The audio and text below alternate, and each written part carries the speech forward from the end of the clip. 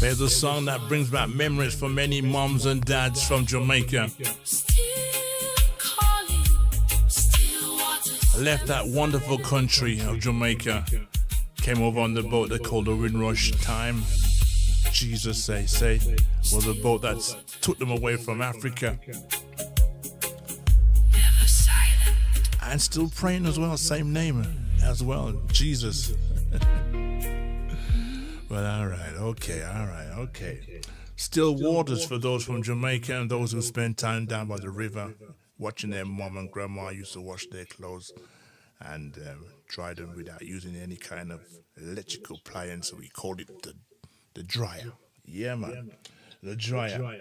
Well, all right. So it's been a great day yesterday, and of course, many of you may have done many things as well as Friday. Friday wasn't too bad. Kind of windy though, but it's good breeze. It wasn't cold breeze; it was warm breeze, but breezy. But you could have done a lot of things as well. Some people decided to have a barbecue in that wind, and of course, you would have thought there was a fire somewhere, and you could smell the smoke from a good distance. And it's like it wasn't around here, but it traveled because of the wind. So I don't think some people think properly when they're doing a barbecue when it's so breezy. You can see the trees moving and everything else. And if you got anything outside that's movable, you just got to kind of tie it down at time. Yeah, you had to tie it down. Well, of course, still rivers run deep, and many things run deep in our minds from time to time. And we're strolling right through the day with some great DJs later on. Of course, Big Bad Captain at 2 o'clock. Of course, Valentino in the house, fresh from out of yard, and Raven to go again. And also Mr. Fix inside the house as well, doing his thing. And don't forget, of course, he has a big event coming through in the month of July. So you'll give you more details on that, and I'll see if I can give you some details also too on that as well. Gonna say shotgun to Cynthia and Paul. Good morning to you right now. Yeah, good morning. It's still that time. Of course, shout out to Leslie all the way up in Sheffield. Good morning to you, sir. Shout to your partner also as well. Shout out to Michael in Bushbury. Big up yourself. Thank you for that hint. I think I can see if I can do that. If I can find it, I'll play what you sent me. And sometimes I tend to look at things before I do play them, because sometimes some things can have some wordings in that doesn't really fit the audience on a Sunday morning, Sunday afternoon. Okay, and also Sundays I can clean up there still, but sometimes we can make one or two things kind of run through. Well, all right. So there was an argument, there was a discussion taking place the other day, and someone made a comment, and the comment was something like, it was kind of, I don't know how to put it. So we made a comment. Let me look at my notes, because I like to look at my notes. All right. Before we got this, let me just jump from one thing to the next.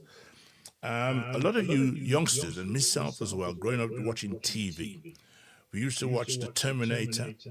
You know the Terminator with Schwarzenegger, and also as well The Matrix. Yeah, the Oracles, The Matrix, The Time, and all these things. And sometimes we watch movies, and we tend to watch movies and know, in the back of our heads, who made these movies. Unless you're one of those people that sit down at the end of a movie and read all those listings at the end when it finished, and it tell you who's done this and that and that and this and mixed and all these things. Do you sit down there and read all of it? I suppose not all the time you do that. Some of you try, and you just give up. Doing it. And that's it. And you talk to your friends about the movie, how the movie was this and that and all these things. All right, okay, all right. So, of course, we do all that. All right, so, but the Matrix and the Matrix and of course, the other movies around that, of course, was created by a black woman. It was all created by a black woman, Sophia Stewart. And we have an extract of a conversation, and I might just send it to one or two of my people who I do share information with, a black woman who created The Matrix and the Terminator, and all those other one or two little things hopping around. It was no different from how reggae artists went to a producer and took a record or a tape and said, listen to this, what you think of this, and the producer would say, doesn't sound all that great, doesn't sound all that wonderful, I don't think it's going to go very far. And you want to tend to walk out, and then he says to you, well, I tell you what, leave it with me, I'll see what I can do. That time, he knows what he's going to do. But you've left him the evidence without no contract being signed. And this is one of the things that happened to many of the reggae artists.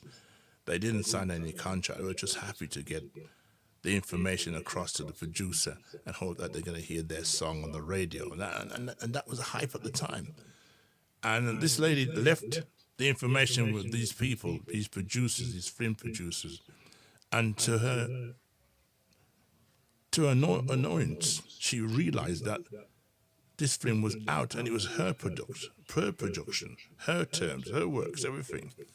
And she took him to court. And she won. So you watch The Terminator, Matrix. It was written and done by a black woman. There are many things out there that have been created by people but kind of pushed under the carpet. And we think it's some people in some high society who has created those things. Guys, a lot of us in the early days, we've been to the barber shop. I can remember going to the barber shop in my little part of Wolverhampton, different parts of the Midlands, England, people that had their favorite barbers. Can you remember the first place that your father took you to the barber shop? Or the mothers took your son to the barber shop because fathers wasn't around at the time? Here's a story. I'm going to give you a short story here right now. It's all about the barber shop. The man who created the barber chair that you sit down in from time to time. That was also designed by a black man as well. Take a listen to this here. Man called Mr. Richard Spikes. Yeah, man. He was the one that created that chair and many other things as well. Take a listen to this. Good to go. Al Campbell said that. You talk about love, they talk about love. Watch out, I'm gonna whip you from my stable. Chronics, a wheel out, settle and cease. The day sounds great. The Godfather, keeping it real. Run the track from the top. Music just turns me on. So let's keep it real. Hey, this is Ziggy Marley. Blessed love. You don't know this is Ron Moshette. Fire, baby. Fire, baby. Yeah, this is Ira Love. Yeah, this is Luton for you. Legendary Al Campbell. This is Dennis Bovell. This is Morgan Heritage. Pepper. Forward, ever, backward, never. Koga Caesar, keeping it real. Fire, baby. This is the musical about way down south where people in top always play, as you could eat the good brother would say. Do it to me. Play back that tape for me, sir. The next time you're sitting in a barber chair or watching a school bus pull over, you need to thank a black man named Richard Spikes, because the unfiltered truth is that he basically designed the mechanics of your daily life. Born in 1878, Richard Spikes was the son of a barber. He learned to cut hair in his father's shop, but his mind was always somewhere else. He didn't just see a shop, he saw a series of mechanical problems waiting for a solution. By 1908, he was running a saloon in Arizona. He hated how inconsistent and difficult it was to get beer out of a keg. So he sat down and designed the modern beer tap. The Milwaukee Brewing Company saw it, realized it was genius, and bought the patent. Every time you see a bartender pull a tap today, you are looking at Richard Spike's brain. But he was just getting started. In 1913, he looked at the growing car industry and realized drivers were a danger to each other because nobody knew where anyone was turning. He created the first directional turn signals and installed them on a Pierce Arrow. Think about that. A black man in the early 1900s was the reason you don't get T-boned at an intersection. He didn't stop there. He improved the automatic gear shift in 1932, making cars easier to drive for everyone. But he never forgot where he came from. In 1950, at the age of 72, he went back to his roots and patented the horizontally swinging barber chair. Before Spikes, Gush the barber had to do a dance around the client. Spikes made the chair do the work. But here is the most powerful part of the unfiltered story. By the early 1960s, Spikes was over 80 years old and nearly blind from glaucoma. Most people would have quit. In Instead, he spent his final years obsessing over school bus safety. He knew that if a bus's brakes failed, children would die. In 1962, while he could barely see the paper he was working on, he patented an automatic safety brake system. That system is still the foundation for the fail-safes used in school buses and heavy trucks today. He saved lives he would never even see. I want to hear from you in the comments. We celebrate the titans of industry like Ford and Edison, but why is a man whose inventions touch the bar, the car, the barbershop, and the school bus left out of the narrative? I mean, is it because the system prefers to think of black genius as a fluke rather than the engine of American progress? Comment genius to honor Richard Spikes. Share this to show how deep our blueprints go. Hit that follow button and stay tuned to Black History Unfiltered. We don't just tell the past, we show you the world we built. The next time you're sitting in a barber chair or watching a school bus pull over, you need to thank a black man named Richard Spikes, because the unfiltered truth is that he basically designed the mechanics of your daily life. Skyline Radio gives you the action, makes you feel like Skyline Radio exploding in your radio now. Greetings, massive. My name is Tasha T from Canada. Also, a Tiki the Unfiltered.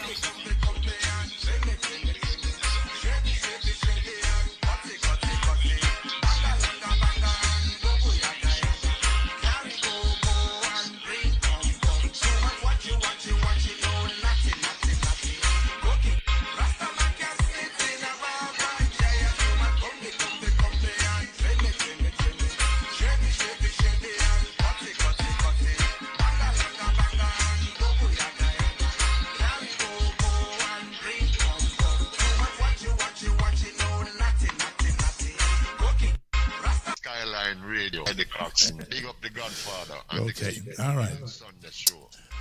Scanradio.org.uk, Rastana sitting on Barberman chair. That tune there is a classic. There goes the sounds of the voice of Uncle Mr. Of course, Richard Spikes, who invented many things that have not been told or shown to many of us out there in the community and the world itself. Well, all right, so a lot of things have been invented over the years, and a lot of people have lost royalties because of certain situations. But the music industry has also suffered the same category as well.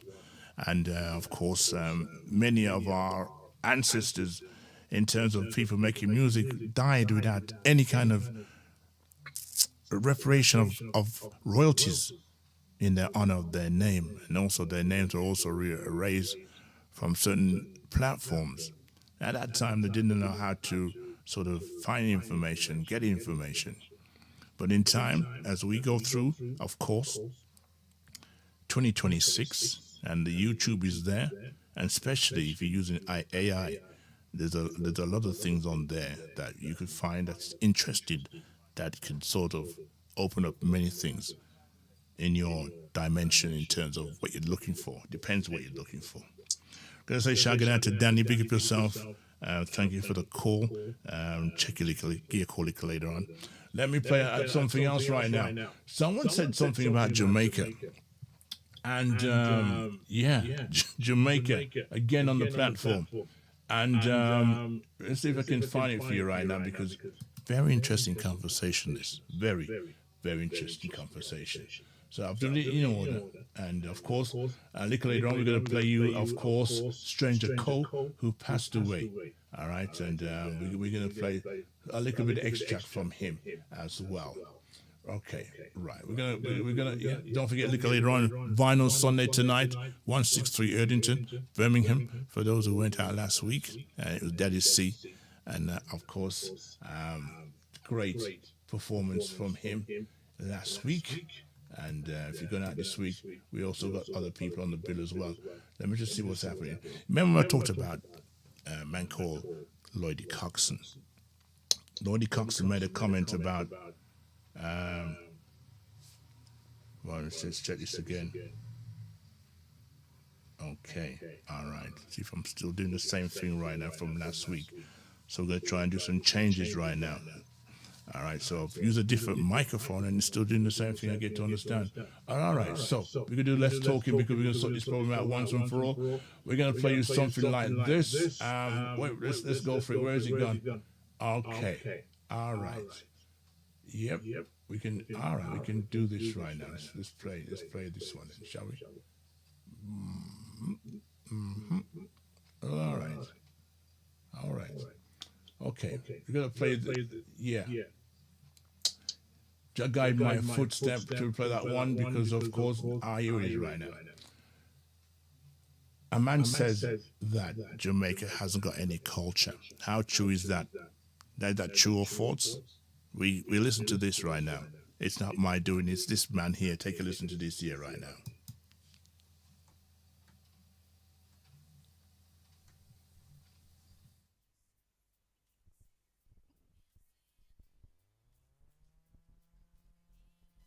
Yes, I manners and respect to the Godfather himself from the European reggae fans. Let me give you, Jamaicans don't have a culture. When you take the country Jamaica, no, there's no identifiable as a culture. Ladies and gentlemen, that is Dr. Frank Zanu from Benin, who is currently residing in the United States of America. He has come out to claim that Jamaica has no culture. Let me play it again. Let me give you, Jamaicans don't have a culture. When you take the country Jamaica, no, there's no identifiable as a culture. Ladies and gentlemen, allow me to play you the whole video. Thereafter, we're going to discuss. Jamaican culture is known to be one of the most brightest culture, one of the most famous culture in the world.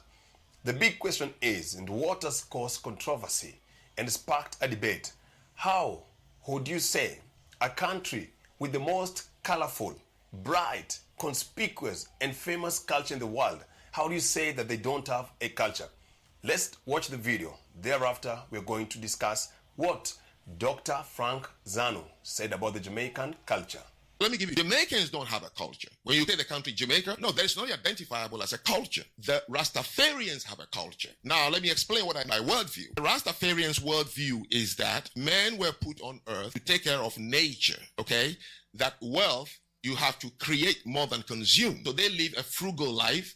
So politically, they are pacifists. They will never go to war. Socially, they are communal and what we call Epicurean. They believe getting high, eat some food, and have deep conversation is what life is about. And then religiously, they are Rastafarians. Hippies are the Western version of a Rastafarians. They also had a worldview, and that dictated their relationship with wealth. So ladies and gentlemen, the person who has just spoken, let me repeat his name again. He's called Dr. Frank Zanu, who is known of his global affairs, culture, language across many nations around the world.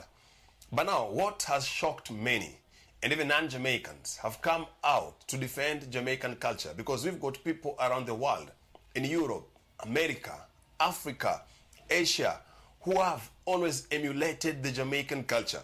You've even seen big musicians of different cultures saying they have always been pretending to be Jamaica. We have people like Burna Boy, Davido, who said that the Jamaican culture influenced them.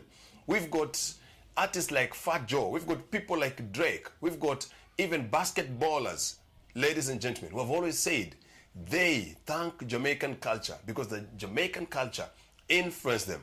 But now, how would somebody come out and claim that Jamaicans don't have a culture?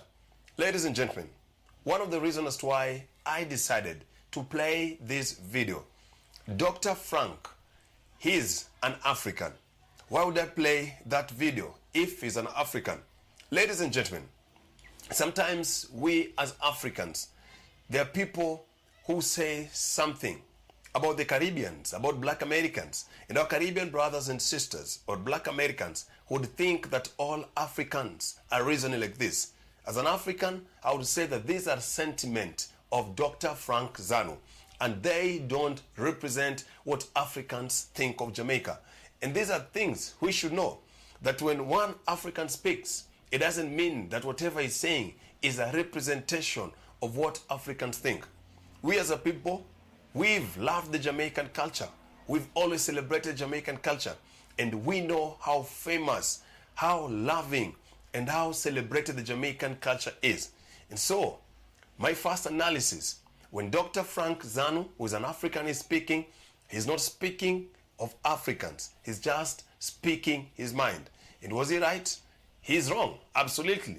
Because many people who have witnessed Jamaican culture, be it white people, Japanese, Chinese, Brazilians, they have always loved the Jamaican culture. And Jamaican culture has always been emulated, copied across the globe. Another thing we can say about him saying Jamaican has no culture, or Jamaicans have no culture. We all know Jamaican culture is one of the most influential, most recognizable, ladies and gentlemen. Sometimes, if God has blessed you, if your culture is known worldwide, people will always challenge it. People will always question it. People don't challenge what doesn't exist. People don't challenge what is not recognized. People challenge what is loved. Because remember, not everyone always loves you. Not everyone will appreciate that your culture defied a lot of things. Not everyone will appreciate you, that whenever you go, you always stick to your culture. You always even make other people leave their culture and come to your culture. So what's my point? Jamaican culture, being among the most influential cultures, being among the most recognizable culture, at some point, it is always going to get criticism. And such kind of criticism of even people coming to claim that a people with the most influential culture has no culture. Another point that Dr. Frank Zanu should understand. You've seen people sometimes saying Jamaicans are loud. How will you recognize Jamaicans to be loud if their culture is not speaking to itself, ladies and gentlemen? This just shows you how Jamaican culture is widely known, you know?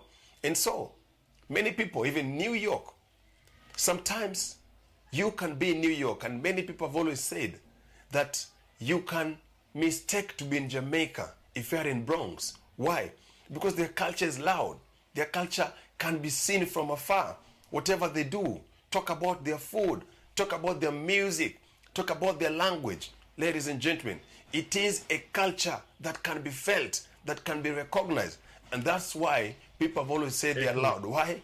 Their culture always speaks for itself. So ladies and gentlemen, sometimes whenever somebody claims that a particular people have no culture, we should ask him or her to define what is culture. Now let me educate Dr. Frank Zanu. Culture is a way of people living, how people live, their food, their language, what they love doing, what brings them together. We know Jamaicans developed patois. Patois defined them, ladies and gentlemen. We know Jamaican have got food, ladies and gentlemen. They have got extreme. When I say extreme, is that they have got majority. There is a lot to choose. They have the jack chicken, the curry goat, even the jack flavor, jack preparation method is known by Jamaicans, rice and peas. Ladies and gentlemen, there is a lot of variety when it comes to food. We know of track and field. Now in Jamaica, track and field is not just a sport. It is something in their DNA. You know, the sprinting culture, you know, music, and a lot of things. Even hip hop. We know how Jamaicans influence them. So Dr. Zanu should sit down and define what culture is. Once he gets the definition of a culture, he's going to come back and say Jamaicans have a culture. Not only do they have a culture, but a strong, conspicuous, bright, most influential, and recognizable culture. Another thing we should understand, we've got people who love attention. They know this culture is among the greatest. They know Jamaican culture is among the biggest. Even if you talk about food, you can't miss on talking about them. That's why even the two big competition about cooking in US and UK, Jamaicans won. Why? They included their flavor. Their culture is so deep that even how they cook food will make you win.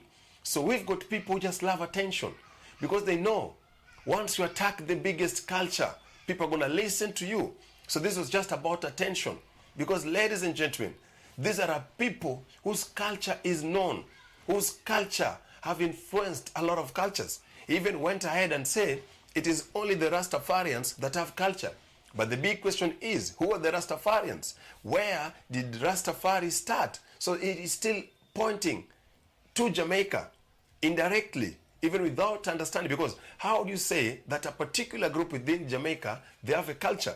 Even them, the Rastafarians. So what people have to understand, we've got people who love attention. So the last point, we should understand that not everyone is your friend. Like I said before, some people will attack you. As the brother says, a lot of people are looking at attention by talking certain things that they don't seem to understand or don't seem to notice that what they're saying in terms of Jamaica has no culture. We have a culture, as his brother says. And they now start attacking that. So my Caribbean people, you've got to understand that not everyone is your friend. And like I said before, people always downplay the best. People always attack the best. That's why even in the world of football, people will attack Messi and Cristiano. Why? Because they are the best in that field. So we know how bright, how conspicuous, how influential Jamaican culture have always been. You go to Africa, you're going to find some people imitating the Jamaican culture. You go to Europe, you go to New Zealand, all over the world, in Vietnam, some people always want to associate with the Jamaican culture. So at the end of the day, this is a big culture which is always going to get criticism. The brother they're talking about, people are looking for attention when they talk about various things that no gossip. If you're getting some interference again, my apologies. We've done everything we can, and we have to make some great changes towards the problem right now. But there, the doctor there talking about Jamaica has no culture. And you say to yourself, what is this brother talking about? Really and truly, what is he talking about? Jamaica has been well known for its culture for many different things. Not just sport, but also in terms of music, our food, our fashion, the words we use. One of the most common words right now is wagwan. Everybody wants to use the word wagwan. Not many people shake hand like they say the British handshake is the shake. It's the fist. Yo, that fist. One way of not getting a man's hands all over you when he shakes you, you don't know where his hand's been. You just give the knuckle duster, the knuckle. That's fine for me. Because sometimes you see some people have them hand in certain place and you see a next man shake a man's hand. He say, Yeah, seriously. I've been in a position where I went to a toilet the other day. Well, not the other day, a good while ago. And I was washing my hands and this guy came out to the toilet and he just walked out. I said, what on there? And then I saw the same guy talking to somebody who I knew, and he was there. Before I could even say anything to him, he was shaking the man's hand. I said, I'll just get my mouth shut because why? Yo, nastiness, So sometimes we got to be careful about the people that we move around, because not everybody is the same.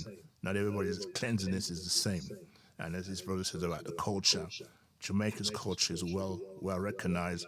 If Jamaica was in the World Cup, it would have been great to see all the colors and the party and the jerk chicken and everything, colors, you'd name it. You'll see the colors in the World Cup. I've got a picture of all the football. I'm going to put it up so you can all see it. Not today, but I've got a picture frame of the last set of guys who was in the World Cup. Well, all right. So there's a man talking about culture, looking for something, looking for likes, looking for an argument, as one would say. Yeah, definitely looking for an argument. Well, all right. So we are going to go into another conversation again. There's a lot of things out there. Let me just run on this because I think a lot of you would like to hear this. The prophet of warning. Now, of course, there's a lot of signs and wonders flying around the world right now. And sometimes we try to explain ourselves to other people around the world about things that are happening. And sometimes we don't see the signs, and sometimes the signs are right in front of us. But sometimes we get diverted in a different way. And we just tend to lose, not ourselves, but our direction, our real direction. Because sometimes you want to pull back sometime, and you can't because someone is stopping you from moving forward. I want you to take a listen to this here right now. Yeah, man, this is another good track right now. All right.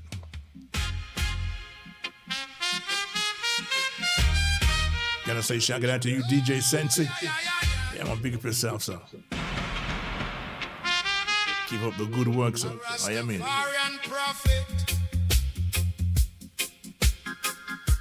Receives a troubling vision during the night watches.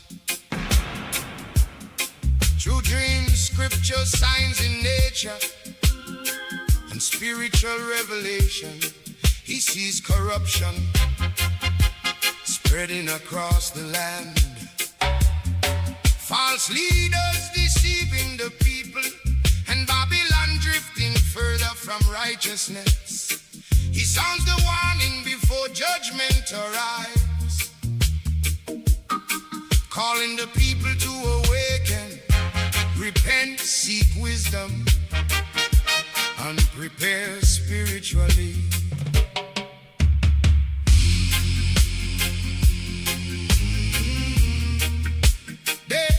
The prophet's warning.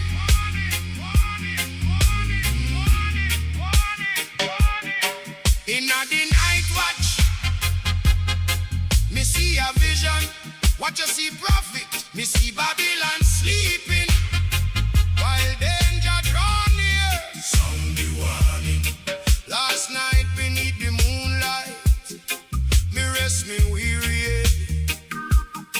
When strange visions surround me while I sleep in on me bed, me see a city full of riches, yeah, the people spirit poor. Me see them lock out righteousness and bolt up every door. Me see false teachers multiplying, selling dreams figure, leading many from the pathway into confusion and pain. Then a voice roll like thunder across the midnight sky and say, warn the people, prophet, before them blessings pass them by. Sound the warning, sound the bell before Babylon fall. The prophet's warning, hear the call today. Wake before the darkness carry your soul away. The prophet's warning, hear the trumpet sound. Truth still standing firmly, though deception all around. Warning, warning, warning, warning, warning. The prophet's warning, warning, warning, warning. Sounds of reality, this one. Me wake before the sunrise, walk beside the stream, The sounds of warning. reasoning pon the vision. Gonna say good to shout out to, of course, my good friend Matches. Good afternoon to you, sir. The river still flow faithful, the mountain still stand tall. Yet mankind chase illusion and ignore the higher call. Them worship gold and vanity, them bow before success, while forgetting simple wisdom that bring true happiness. The children need direction, the elders need to speak, for a nation lose its footing when righteousness grow weak. Hear the lesson, hear the cry.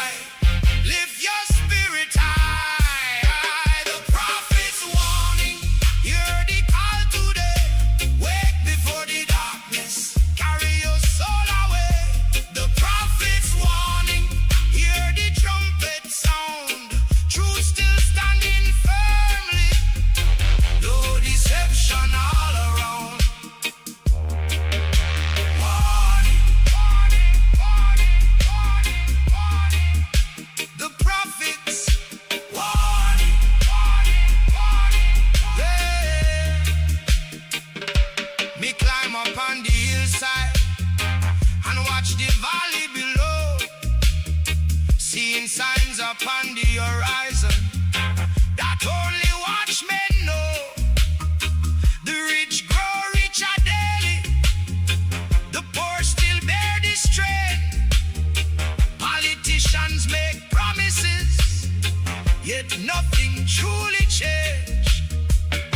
Babylon build high towers upon a sunny base, thinking power lasts forever, ignoring God's grace. But every tree without good roots eventually will fall, and every kingdom built on lies cannot forever stand tall. Stand firm, stand true, stand true. Jah watching over you. The prophets warn, hear the call today.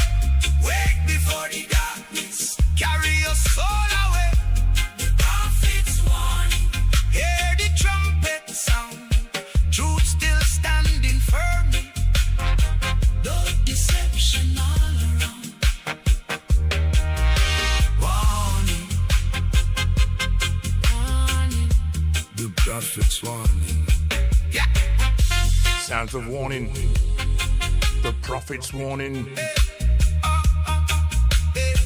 Listen to the lyrical contents of this song here right now.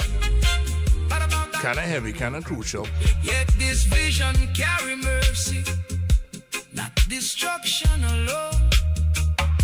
For just still call his people to return and come home. And even though we're having good fun and good times amongst different people, working hard and paying the bills and thinking about planning something different than usual on a regular basis, but still the prophet has a warning, and we've got to be careful what we do, and also sometimes be careful what we say to each other, because everybody's temperament is kind of different sometimes. Some people don't, I don't know. For those who heed, Sometimes you say something to some people can't take it, and some people can. I suppose it's how you deliver the words. towards Zion's promise. Or is this the fact some people just don't like you? I don't. Give thanks. It's a funny world out there right now. Guiding them. Hear the trumpet. Warning. Me see the signs. Hear the trumpet. Warning. Me see the signs. Me hear the trumpet. Me see the signs. In the night watch, me see a vision. What you see, prophet? Yeah, man, I tell you, some people cannot take criticism sometimes, and even though you don't want to be rude or you don't want to be direct, some people just think you're being out of order sometimes, and it's not. Sometimes you got to take time to explain.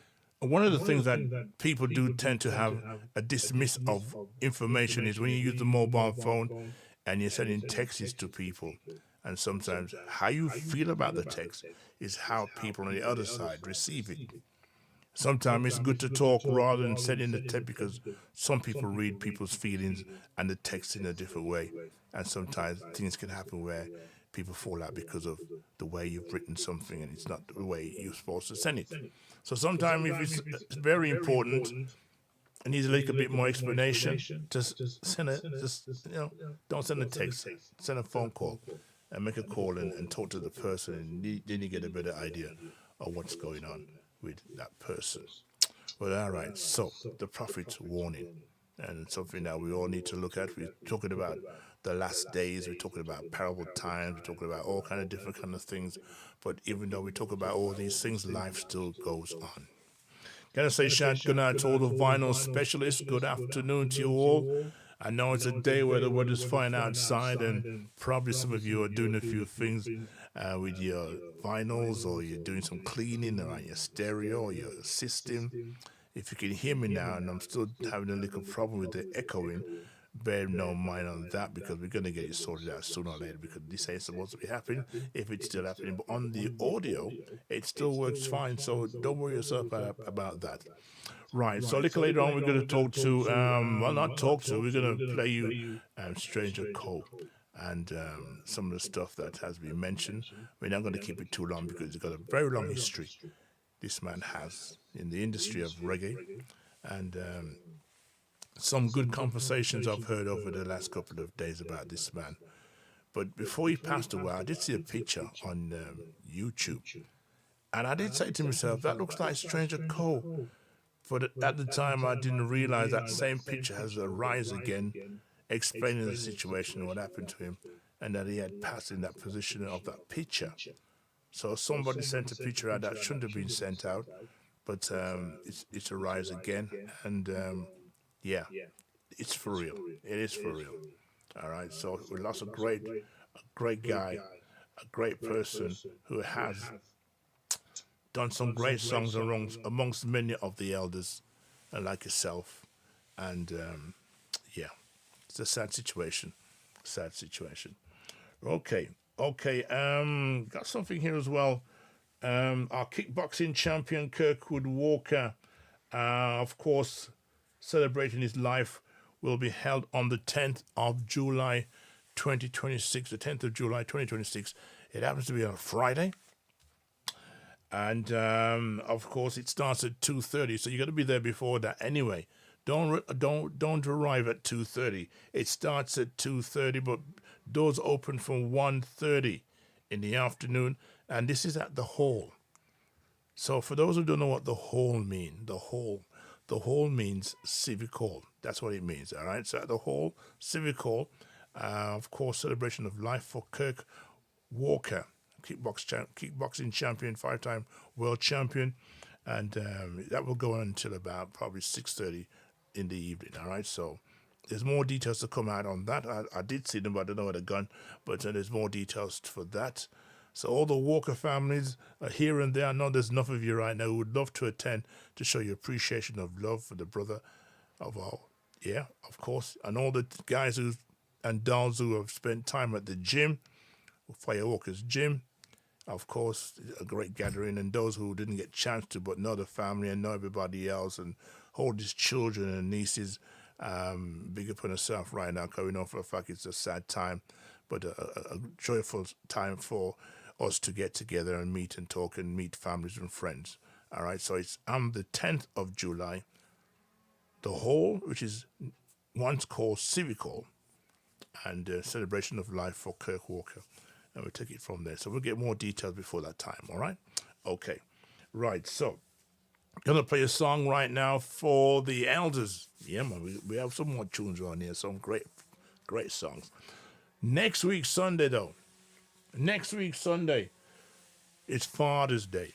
Father's Day next week, Sunday. Oh, you mean Father's Day next week, Sunday. A day for relaxation, a time for cock up your foot and relax on. Yeah, if you have to, you'll have to cook your own dinner. If you have to, if you don't know, of course, the wife or the girlfriend will do that for you or take you out somewhere or whatever. Yeah, man. So nothing's happening on that day. All right, so gonna play this track right now. Sounds of the man called Mr. Is it Al Campbell? I think it's Al Campbell. Let's go for it right now. Let's go for it.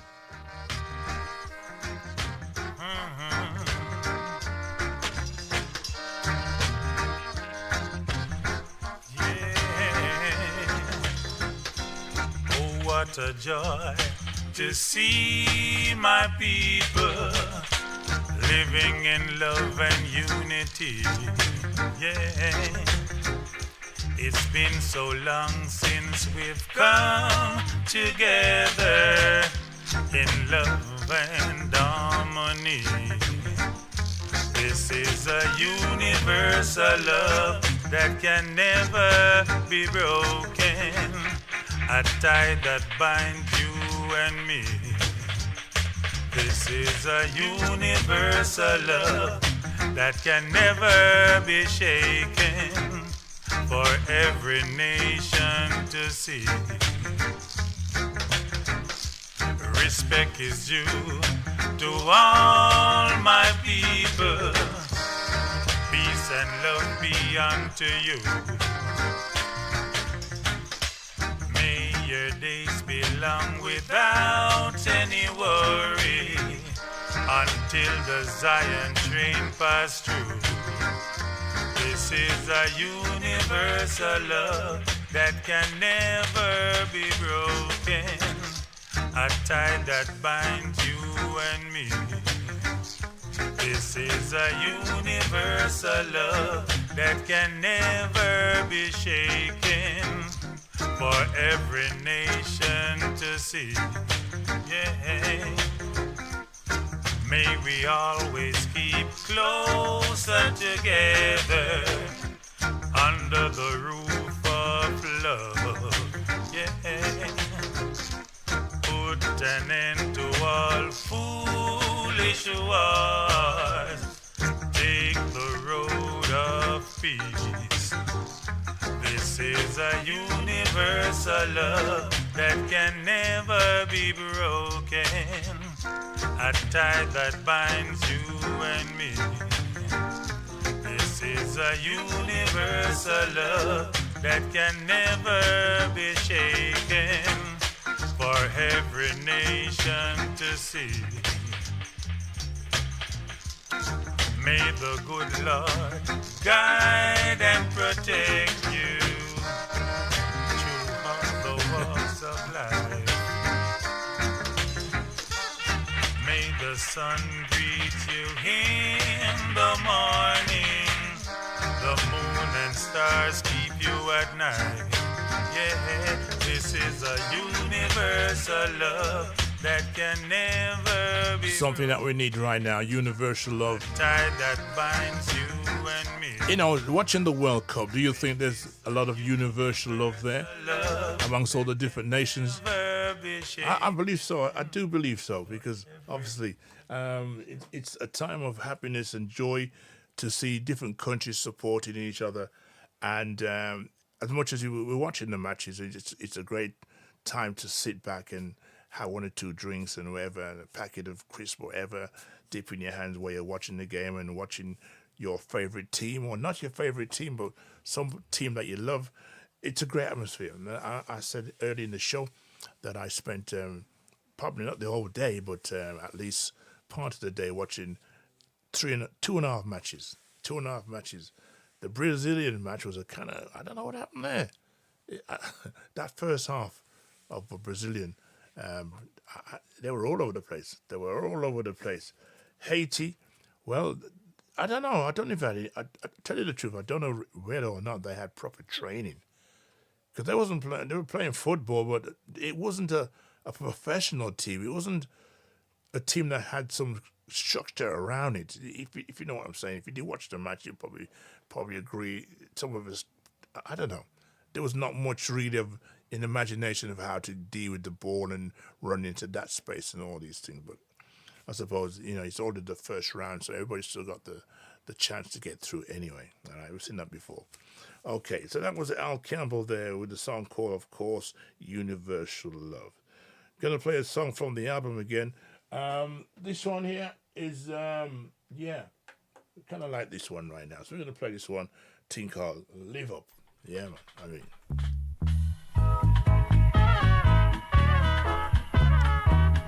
Can I say shout out to the Exodus family? Big up yourself as well. Live up now. On the circuit, keep up the good work, brothers. Keep it real, I tell you. Live up, children. Sometime this week, the government from the UK goes to make a decision about kids using their phones on a certain age. Live up. So moms and dads, boys and girls, what you think about the situation? Your phone is going to be monitored. Live up, children. And if you're underage, you can't use your phone. I don't know if you can use it at home or I don't know. The world is full of tribulation,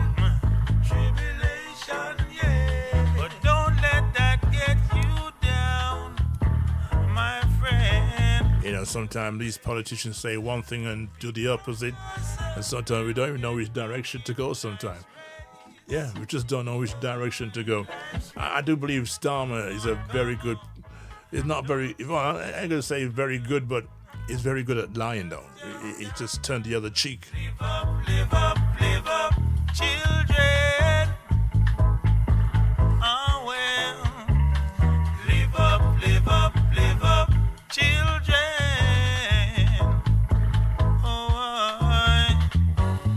What was hidden from the wise and prudent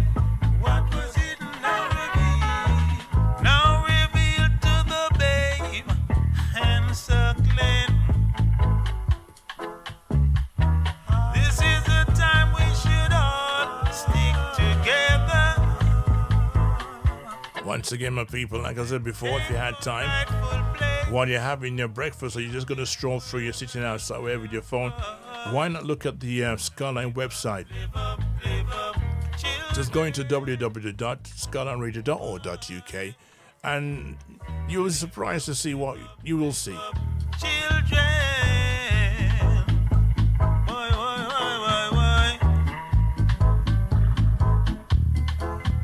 And also check out the menu bar as well, different parts of the site to look at. Especially in the music section, it has a lot in there as well. Easy on the mind and easy on the actions. Easy to figure out how to work it as well, I tell you. Choose good over evil. Never give in to the devil. Always be your brother's keeper, I say, boy. Live up, live up, live up. Live up. Yeah, man. That was short. It was short, wasn't it? That was live in the studio for, of course, Al Campbell. Sound of Live Up right now. Of course, it's another wonderful Sunday day outside. I dare not open the blinds because if I do that, I'm going to lose all my color in the studio. It'll just get too bright, all right? So I'm not going to do that right now. Next week, Sunday, again, Father's Day.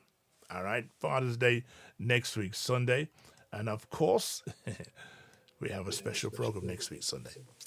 It's already raving to go. And I know that many of you is going to want to hear it as well. We did say that we have a special interview. And the name of the person is June Isaacs. And I said to you, I'm going to sort of play it in the month of June. We are in the month of June. And I thought the best time to play this would be on Father's Day. Why not? Why not Father's Day? Father's Day. Of course, Gregory Isaacs has all his children and here, there, and everywhere. But Father's Day, we're going to make it a Gregory moment for Father's Day as the Godfather talks to, of course, June Isaacs. Yeah, man, for the first time. Maybe the only time, but I can always call it any time. But it was a great conversation. And I know many of you are going to want to hear this, all right? So we're going to run one or two Gregorys in a short while before the end of the show. And, of course, something to look forward to. We've already done the flyer for that. Just got to sort of put it up so you can all see it. Yeah, I've done the flyer. I'll show you in a short while. But in the meantime, I'm going to play one for the sounds of Voice of Anchor, Mr. Of course, legendary, of course, the man who sang songs many times over. I think I've done it wrong again. Many times over. Let me see if I'm doing this right. Many times over. Let me just switch it over right now. Let me just switch it over. And no longer with us, but we played it last week. And I just hope that, you took time out to watch it on the YouTube. If you did, those who received, of course, the information of John Holt. Great singer, great pioneer. Many of you love John Holt. Many of you got many copies of John Holt's music. And just like I got enough Gregories, you'll see them next week as well. Right? We'll be a barrage of Gregories.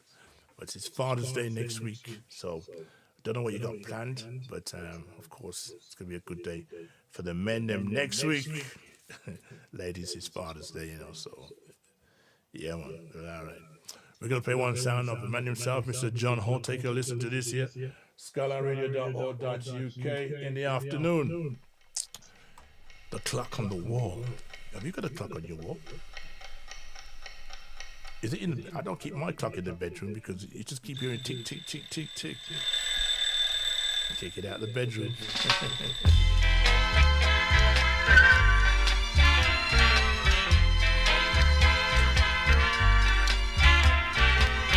Time is a-going, why not make yourself a plan and try to be someone?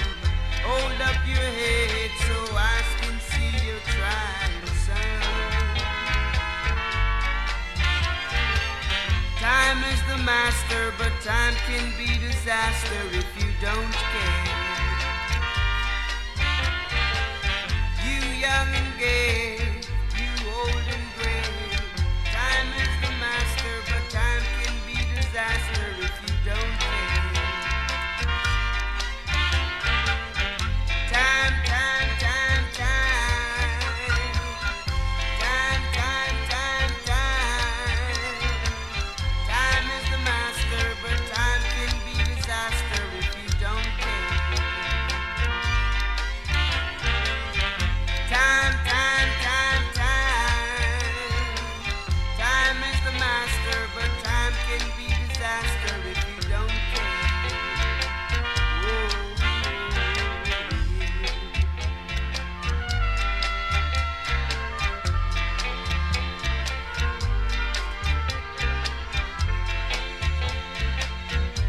Many of you have got plans for festivals and carnivals in your own backyard, probably traveling out of town as well.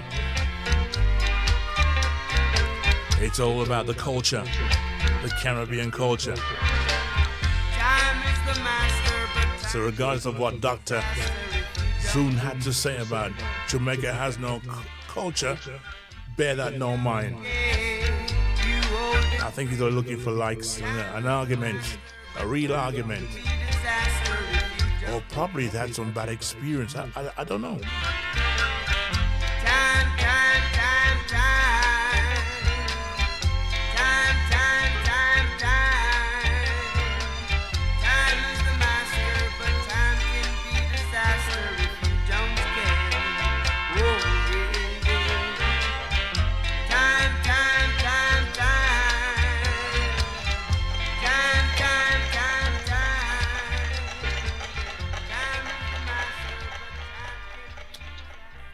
Right, okay, all right. So we're having that issue there, but never mind. On audio, we're still running nice and clean. For those who listened to, of course, Jackie last week, Sunday. Sir Christopher, we have a clean copy here. Know yourself right now. Everybody knows you are leaving. Everybody knows you don't care. I wanna wish you luck and happiness. I wanna wish you love and all the best.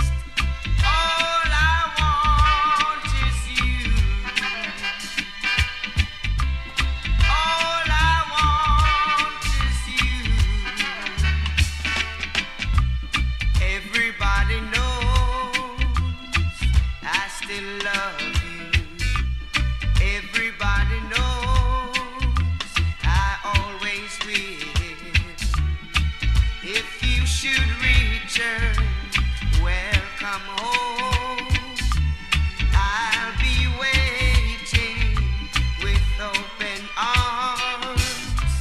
All I want is you. All I want is you.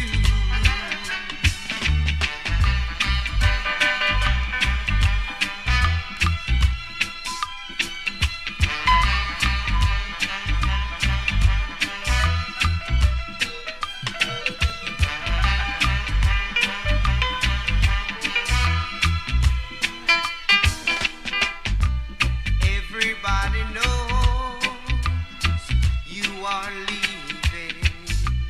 Everybody knows you don't care.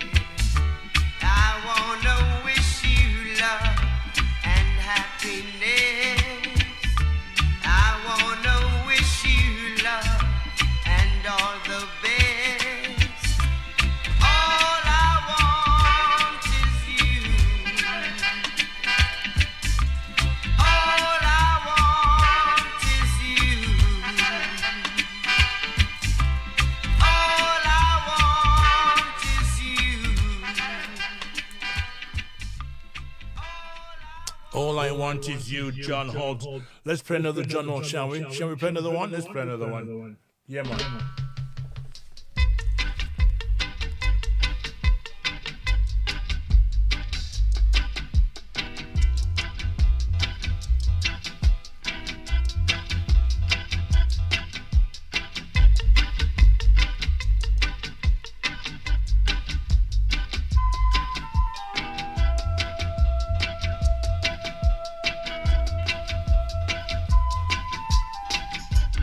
Someday, somebody will make you cry.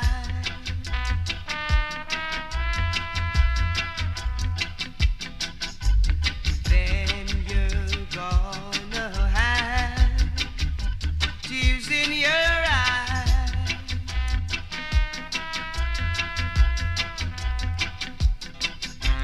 Go ahead and have your fun, girl, 'cause you know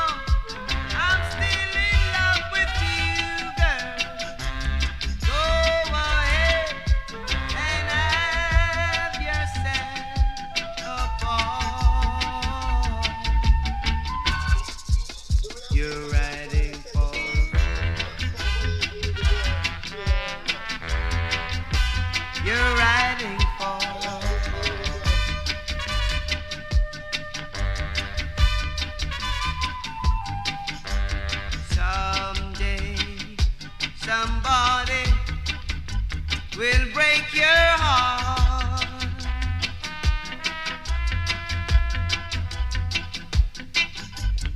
Then you're gonna wish we had never part.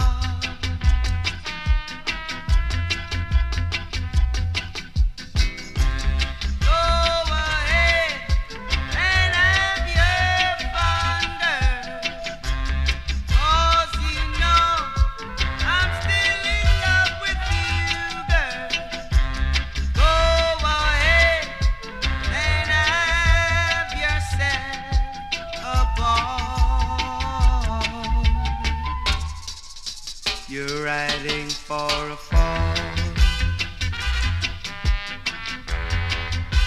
You're riding for a fall.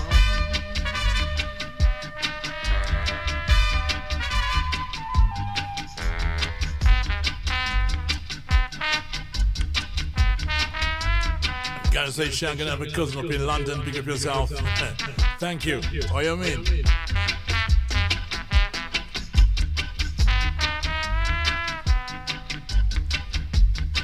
It is almost 3 minutes to 1 already. Time is moving when you're having fun right now.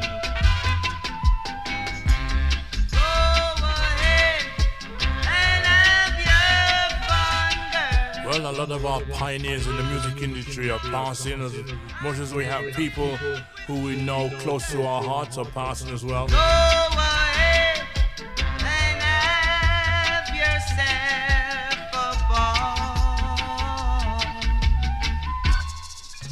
You're riding for a fall.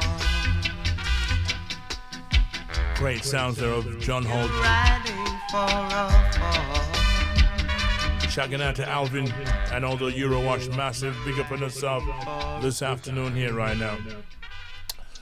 Well, okay, all right. John Holt there in fine style. We're going to play one from her, of course. She's done some songs. She's also done a gospel album, and I don't see nothing yet. I don't see. I actually haven't seen anything yet right now. But I'm sure if we give her a call and ask her what's happened to the gospel album that's supposed to come out, I suppose I'll get a reply. So I do have a number, so I'll give her a call. Right. So we're gonna play one song from her. Make it easy on yourself. Many of you are not doing that. Some of you are putting yourself in a position of botheration and frustration and losing control of yourself sometimes. Sometimes make things easy on yourself by just looking at the situation, writing it down, like I always say, write it down. And then you won't forget certain things, because it's easy to forget certain things, especially when you're reaching a certain age. You don't mean to. It's there.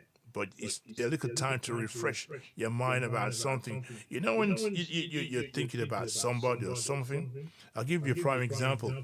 I went into Bilston yesterday just to drop off a few things, some things to, get repaired and that. And I said, let me just take my little shopping bag and see if I can find something. Because I'm on my own this week. Yeah, I've been on my own this week. I'm a bachelor man this week. And buy a few little bits and pieces. So I thought, I'll take a bag with me. And I'm walking around Bilston, and it's like there's a bit of a development going on in Bilston right now. And Bilston, to tell you the truth, what did I buy? Nothing. I just didn't find anything that. I didn't buy anything. I don't know why. I was just more interested in terms of how things were from how it used to be. As a market, I just didn't find anything interesting to buy. I'm sorry about that, Bilston. Sorry about that, Bilston. I did see one or two people who had stalls there, the veg and the apples and bananas stall, and she used to be at Wolverhampton Market one time, and I said, hello, love. And she said, hello. That's greetings, and she said, come on, give us a hug then. And I gave her a hug, and she hugged me. She said, you smell good. I said, do I? Thank you very much. But sometimes you go and walk around. I like to walk around markets and so forth, because where I'm coming from, market was the in thing in our time. Long before you had Sainsbury's and Tesco and Aldi.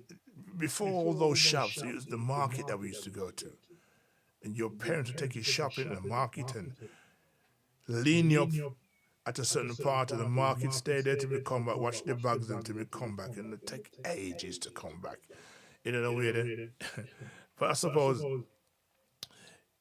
sometimes we see people that we haven't seen for a long time. We say, hello, a quick one. You don't really want to spend too much time talking to people. Hi, you know the way there. So I came across somebody who I know pretty well. Of course, Mrs. Hutchinson and her husband, and they were talking to me about a number of things and so forth. But tell me some names of some people who's going to be involved in some project or something. And I'm trying to work out. I can't remember who's this and who's that.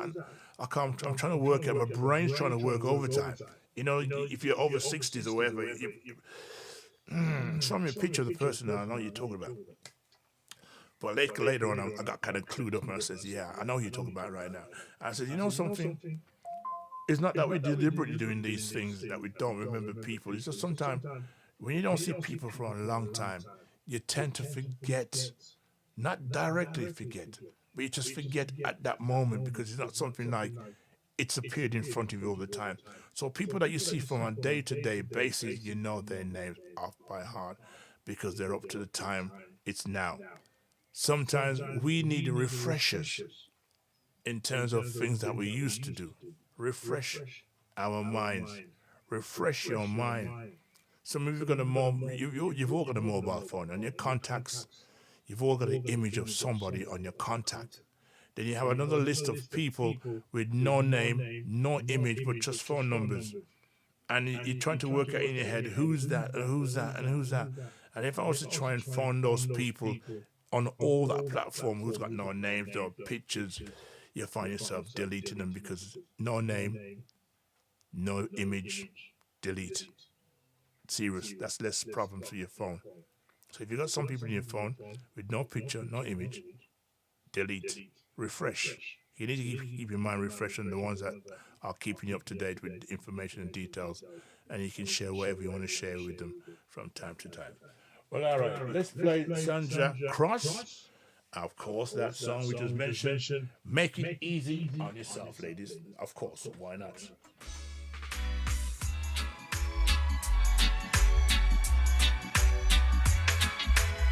Make it easy on yourself this afternoon. I am in. Breaking up is so very hard to do.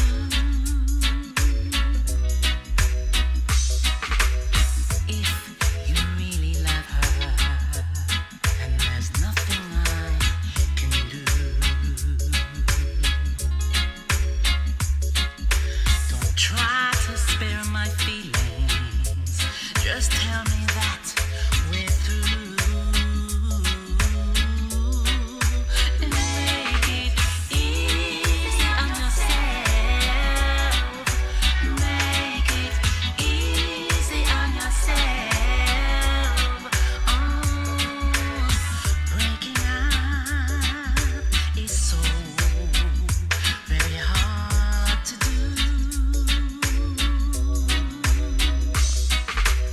And if the way I hold you can't compare to her caress, no words of consolation will make me miss you less. Make it easy, I said, baby. Make it easy on yourself. Breaking up is so, baby. Breaking up is so, breaking up is so very hard to do. Talking about the word breaking up is hard to do. Sandra Cross. Hold on. I know a friend of mine that's going through a problem right now and is not in a good way right now and kind of frustrated and he doesn't know which way to turn. And sometimes he asks me, Godfather, You're a man of the world, a man who's been around. How do I deal with a situation like this? Things are working right at home, and I sleep good in the daytime and whatever, but after sleep it's like it's nightmare for me. And I gave him some advice, and he laughed because he says, it's true. Everything I said was kind of true, but sometimes when things happen in life with couples, you can advise someone, but it's all I can give you is advice. Whether you take it in the right way or the wrong way, it's just the way it is. But one thing, try and make it easy on yourself. Make it easy on yourself. Breaking up is so very hard to do. Gonna say shout to a couple of friends. I thought they were here. What you doing out there right now? What you doing? Thank you for that, right? Oh, you mean? Just had a call from Jamaica. Oh, you mean? Manners and respect. What time in Jamaica right now? It's about what time? Interview time? What are they?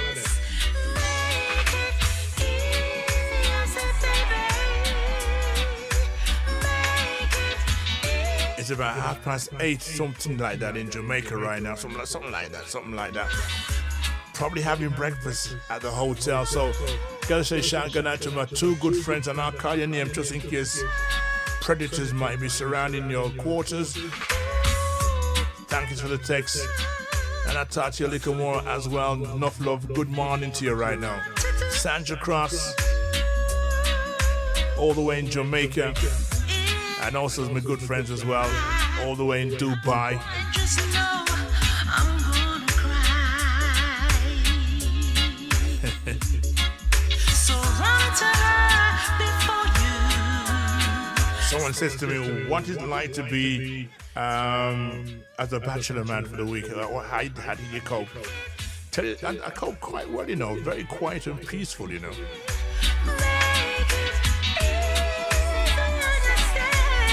Yeah, of course. Yeah, I kind of enjoyed it still. I could do with some noise now, though,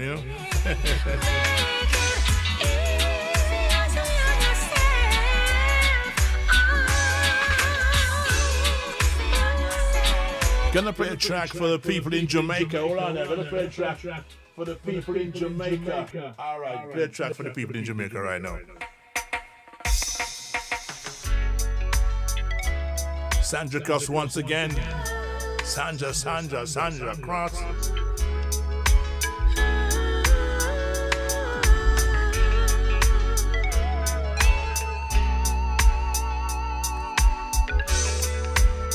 I'm my good friends in Jamaica. You know what I mean? Got my money in my pocket. Got my clothes in my case. I guess I'm ready. I just can't eat. Too excited. I'm watching the time. Oh, my phone keeps ringing. Everybody keeps calling and asking to find out if I'm ready to go. I got Jamaica. Of course, you're one of them, me darling. You know what I mean? Pick up your husband, Tony, Sunshine all the time. Sweet, sweet Jamaica on my mind.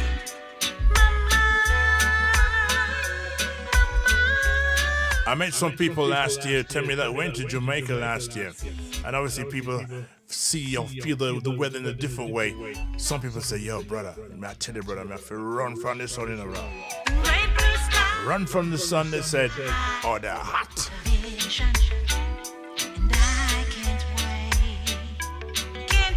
You know what I'm missing right now? You know what I'm really missing?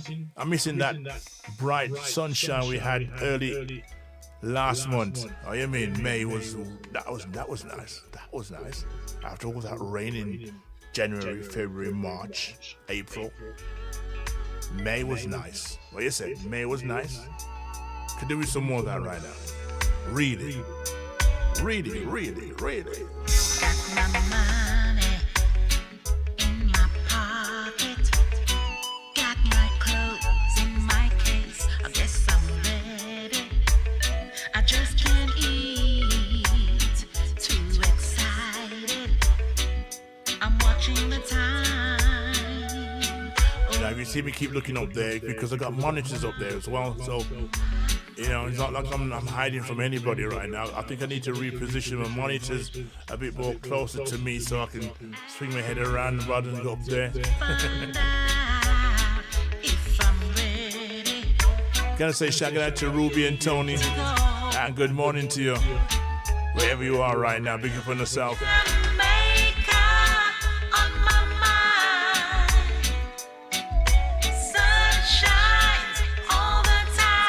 Talking about holidays, have you made plans for some form of vacation? Even if it's just a small one, time to shut and lock the front door, the back door, secure all the windows, put your cars in a safe position. Do you have automatic lights that comes on at a certain time of the day so it seems like you're there even though you're not there? Have you made preparation for all those things that happen when it does happen? One thing you don't tell your neighbors that you're going on holiday. Just go about your business. Just go.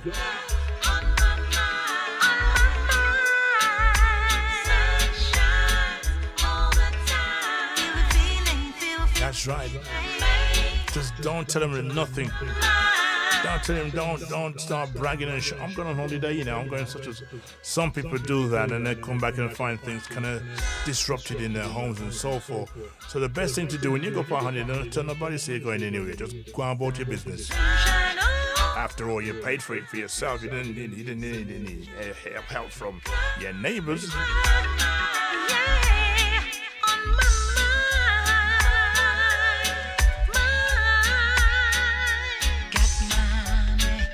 So Father's Day next week, Sunday.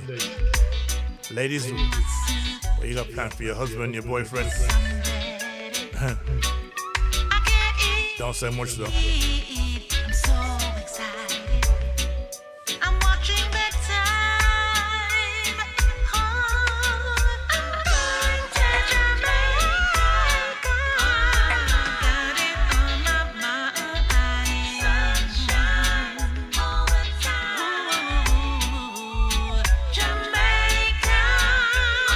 Yeah. On my mind, on my mind. I got Jamaica on my mind. Sunshine all the time. Jamaica on my mind.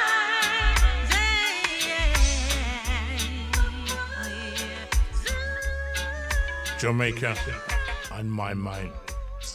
Talk about holidays, like I said before, what plans have you got making to go anywhere this year? Or you're not going nowhere, you're just going up the road, you're going down to Brighton or Cardwell or Real or, you know, the fish and chip place, fish and chips. When I talk about fish and chips, we talk about Blackpool. Yeah. I went there last time with my kids. They hadn't left school yet, but yeah. It's never changed. Now, when you're working in the care sector sometimes and you're working with youngsters who want to go on holiday, you take them on holiday, it's Blackpool or Real or something like that. It's just a look at how it used to look from what it is now to them days. And them days when we used to have coach parties to go to Real or to go to Blackpool, a reggae dance with the sound system. And I think those things are kind of dead off now, I think. I don't hear anybody talk about that. Well, not in my domain. I don't hear anybody talk about going on a coach trip with a sound system. Them days, it was the lick. It was the lick for many to jump on a coach and have a day out. And but now it's all about going a little bit further. Yeah, I think flying out is a good thing. It gives the mind time to rest and recuperate and refresh your body and not think about work as such. You know, and yeah, of course. Well, all right, so It is 7:15 in Jamaica right now. Thank you very much. We have people in Jamaica listening right now. We also got people in Dubai. Can Dubai send me what time it is in Dubai? I know we're about 3 hours behind in Dubai. Please, ladies, send me a text telling me what time it is right now. It is 1:15 here in the UK, 1:16 in the UK.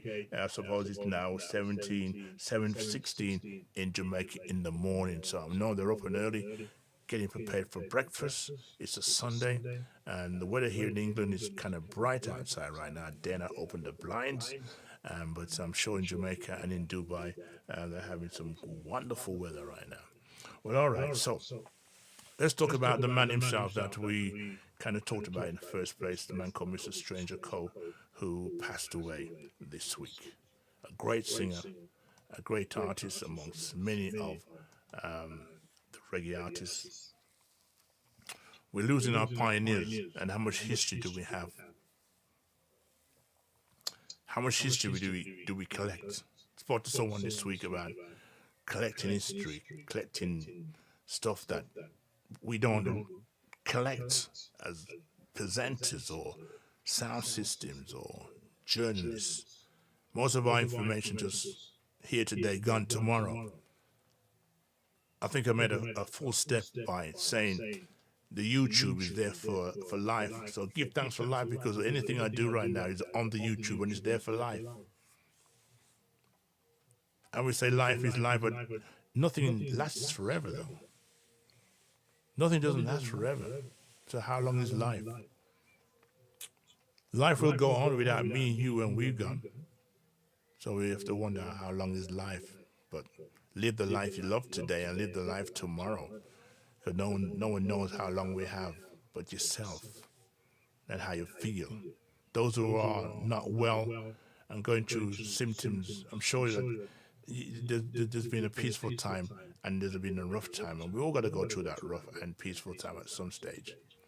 But of course, this man here, he went through that, and we lost him, Stranger Cole, and died at the age of 87. I thought I saw something else here, but I think it's 87. Somebody else I want to play a little later on as well before we leave the show today, this afternoon. So take a listen to this here, skylineradio.org.uk. We pay respect and love to the man called Stranger Cole. His funeral isn't yet, but of course.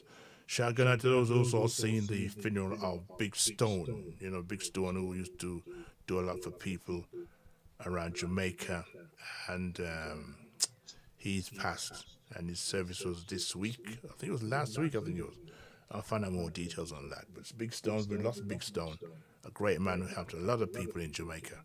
Sad loss. All right, so let's go for Stranger Cole. Yep. Godfather, this is the center.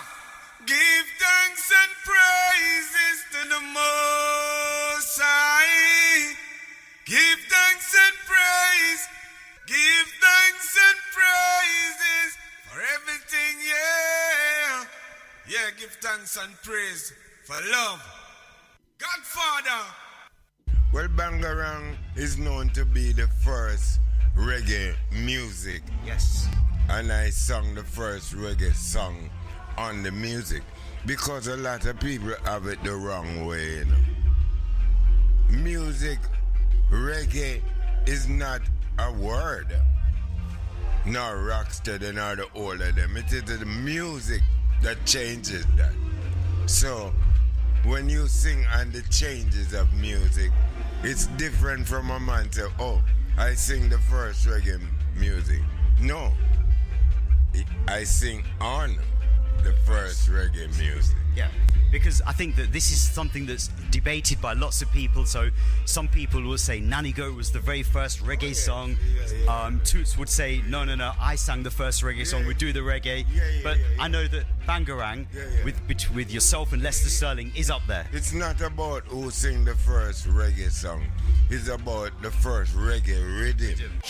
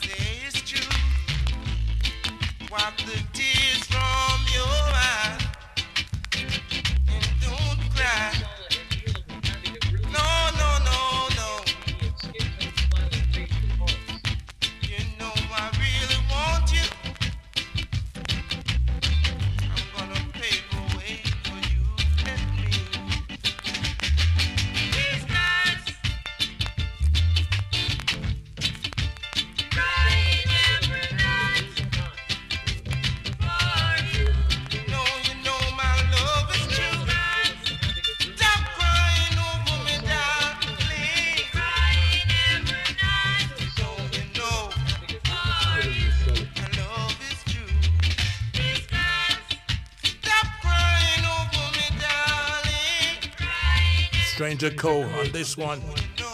Some songs he's done went #1 in Jamaica.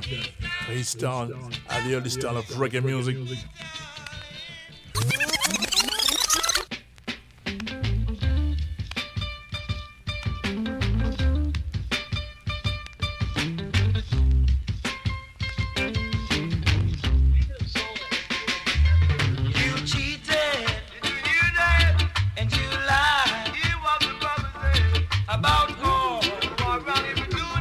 Say shout out to Salam and Liam in Jamaica having a great time.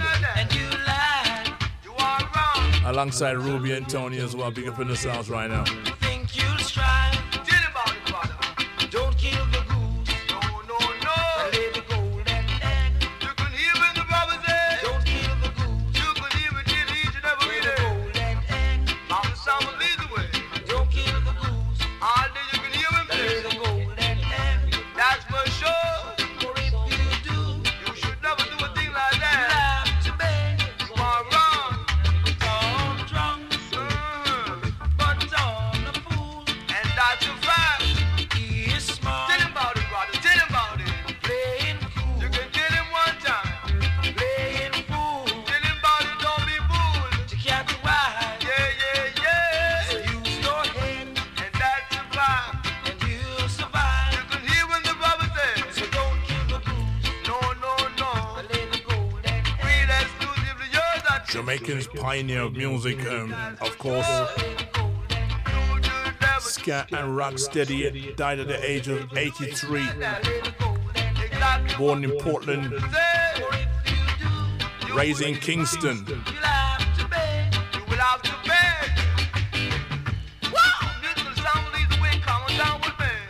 Later on went to move on to Trenchtown, where he spent a lot of time making music and meeting people like Duke Reed and some other great producers at that time.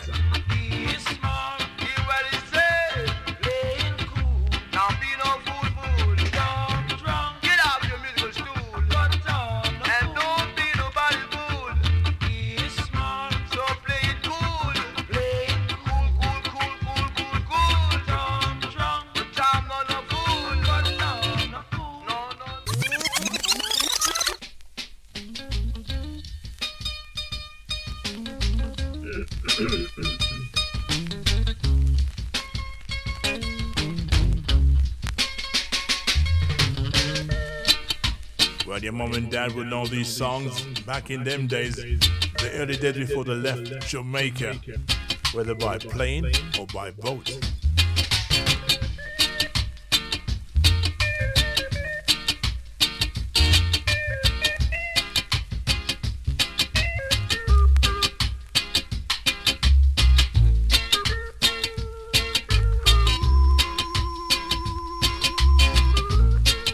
Also in that time, he also helped shape and help people in the industry of music. And a lot of things were done during the 1960s and when he was around at his highest points. And also as well, how did he get that name Stranger? How did he get that name Stranger? Well, people in his family said he didn't look like anybody in the family. He didn't look like anybody in the family. So what going on there, so never mind. So don't call him Stranger. And from that, he took up that name Stranger Cole.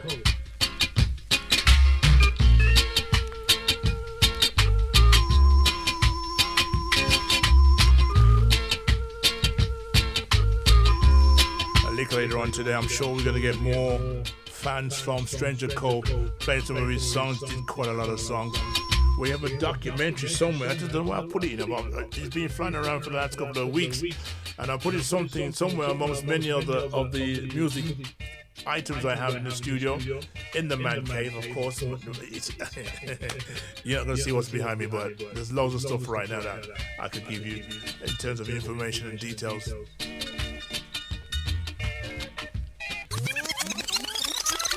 The Stranger came from my family when I was a baby. When I was born, they said I didn't resemble anyone in the family. So they say that That's a stranger. So when I came up in the music business, I think that was a good name to use. So I called myself Stranger Cole. When I call your name, you pay no mind. The first time when I went to Duke Reed, and I have a whole book of songs, because I'm a songwriter. You know, I write 99% of my song. So I went in and I sang a few songs for him. And he liked one of the songs called In and Out the Window. So he said, man, you can't sing. I have some bad artists. I'm going to give one of them your song to sing, and then I put your name as the writer. So he gave the song to Eric Monty Morris, and that song went #1, In and Out the Window. And then following that song, he said to me, you can write good song, you know. And the next recording session coming up, I want you to sing one song and go look for a lady named Patsy and tell her Mr. Reed says she must sing a song with me. So that following session, we did Rough and Tough and When You Call My Name. Who are you that I should be mindful of? So I get 3 #1. In a very short space of But were you concerned that he was suggesting to you that you probably should just be a writer, not a singer? Yeah, that's what he said in the beginning. But after I made Rough and Tough and When You Call My Name, I was the main singer for Treasure Island. You have been through and you've seen it all. You've done ska, you've done rocksteady. Yeah, and reggae. No, the first reggae song that was made in Jamaica is called Bangarang, which was produced by Bunny Lee. Yes. The lyrics are very short. Yeah, you know, it's the only one-line tune in the world. Woman, I want Bangarang. I think more or less I should get a statue in Jamaica for singing the first reggae music.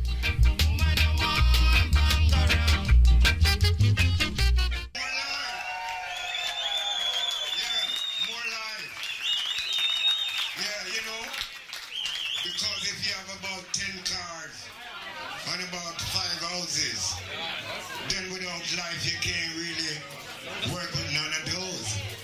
So life is the best, don't it? More life! Yeah, feeling good.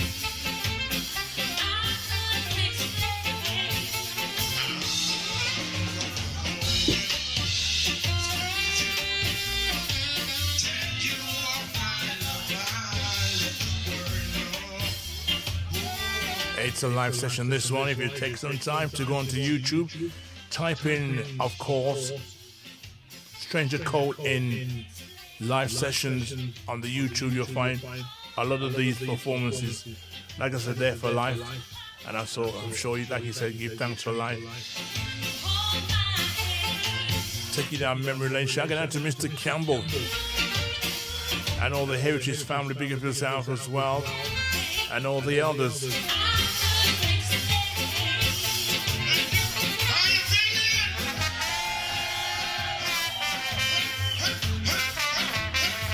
This one's live, direct, Sunday afternoon with the Godfather here right now.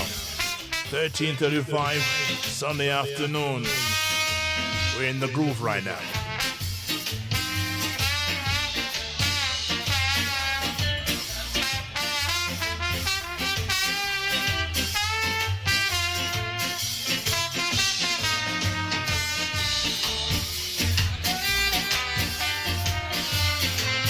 Just had a text from someone said to me, them songs we were playing early this morning, can I get a copy of those? I'll think about it.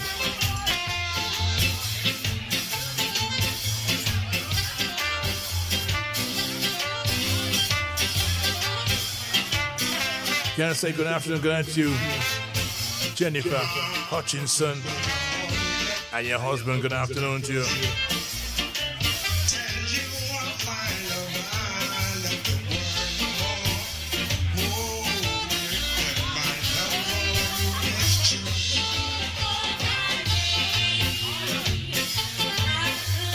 And it was also nice to you as well. You know what I mean?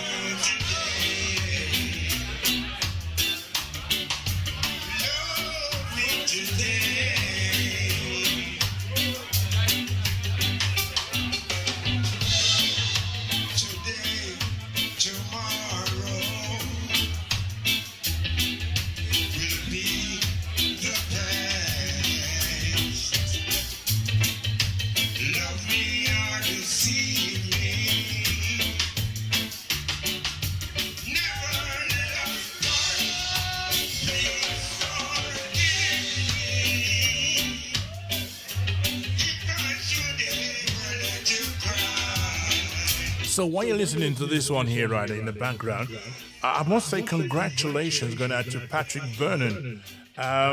Picked up his knighthood from King Charles this week.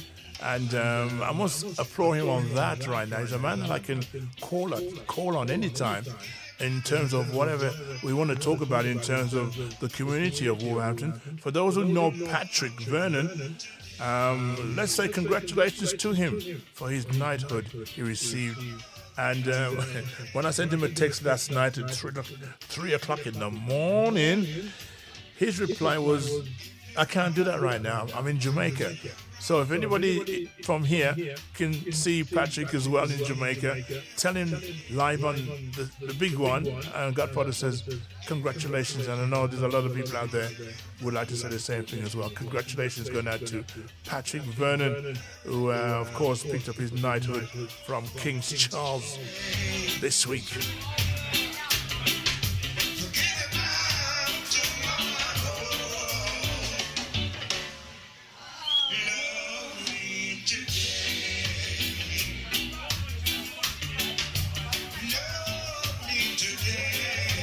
Talking about Jamaica, of course, and Jamaican independence coming up very soon, but yet still, are Jamaicans really free independently?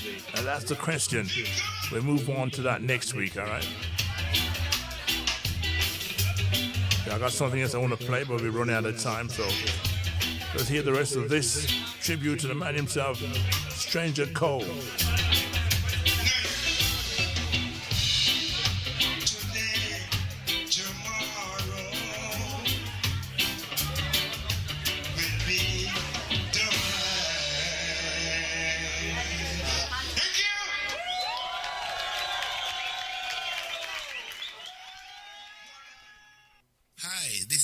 Franklin from The Chosen Few. Whenever I'm in Wolverhampton, I listen to the Godfather on Skyline Radio.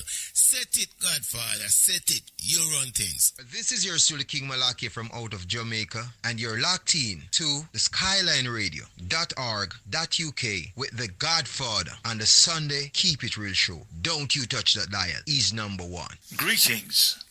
My name is Winston Francis. They also call me Mr. Fix-It. I'll always turn into the Godfather Keep It Real Sunday show on skylineradio.org.uk. Check it out. Here's the man. Another legend from Jamaica's golden age of music has passed away. Stranger Cole, one of the pioneers who helped build ska and rocksteady from the streets of Kingston, has died at the age of 83. From classic hits like Bangarang to helping launch future reggae stars, his influence on Jamaican music runs deep. Born Wilburn Theodore Cole in Portland, Jamaica, Stranger Cole would go on to become one of the foundation voices of ska and rocksteady music. Long before reggae conquered the world, Stranger Cole was helping shape the sound of Jamaica during the explosive music era of the 1960s. As a child, he moved to Kingston and grew up in the legendary community of Trenchtown. During those years, Trenchtown was filled with music, sound systems, and young artists trying to create a new Jamaican sound. The area would later produce icons like Bob Marley, Alton Ellis, Delroy Wilson, and many others. Stranger Cole earned his nickname Stranger from the American R&B song Stranger in Town by the Clovers. The name stayed with him, and before long, he was making a name for himself in Jamaica's growing ska scene. His breakthrough came under legendary producer Duke Reid, one of the most important figures in Jamaican music history. Songs like Rough and Tough and When You Call My Name, recorded alongside singer Patsy Todd, became early ska hits and helped establish Stranger Cole as one of the rising stars of the era. Stranger Cole and Patsy Todd became one of Jamaica's earliest successful male and female vocal duos. Their chemistry and smooth harmonies made them favorites on Jamaican sound systems and dance lawns throughout Kingston. As the music evolved from the fast-paced ska rhythm into the slower and smoother rocksteady sound, Stranger Cole evolved with it. In 1967, he recorded Bangarang with Lester Sterling of the Scatolites. The song became one of the defining records of the rocksteady era and remains a classic to this day. Legendary Jamaican producer Bunny Striker Lee once stated in an interview that Bangarang was actually the first reggae song ever recorded, making the track even more important in the history of Jamaican music. Another standout recording was Just Like a River, done alongside legendary keyboard player Gladstone Anderson, also known as Gladdy. The song showed Stranger Cole's emotional vocal style and his ability to bring feeling into every performance. But Stranger Cole's contribution to Jamaican music went beyond his own recordings. He also helped guide and support younger artists who later became reggae legends themselves. One of those artists was Ken Booth, who would grow into one of Jamaica's greatest singers. Stranger Cole also played a major role in the early career of the Mighty Diamonds. He wrote and produced their first recording, Oh My Baby, helping introduce the trio to the Jamaican music scene. By the early 1970s, Stranger Cole migrated to Toronto, Canada, becoming part of the growing Jamaican reggae community overseas. During that period, many Jamaican artists were carrying reggae music abroad, helping spread Jamaican culture internationally. Even while living in Canada, Stranger Cole never abandoned music. He continued recording, performing, and staying connected to the reggae and ska movement that he helped create decades earlier.